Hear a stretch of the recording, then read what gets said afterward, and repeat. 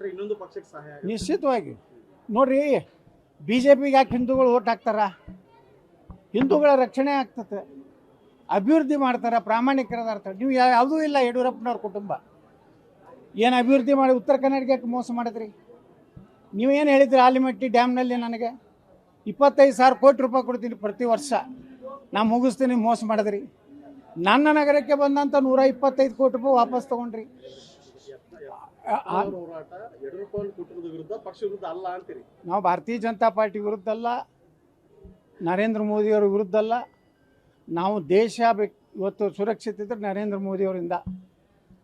ನರೇಂದ್ರ ಮೋದಿಯವರು ಯಾವ ರೀತಿ ಪ್ರಾಮಾಣಿಕರಾದ್ರೆ ಅಂಥ ರಾಜ್ಯದ ಒಂದು ರಾಜಕಾರಣದಲ್ಲಿ ನಾಯಕತ್ವ ಕೊಡಿ.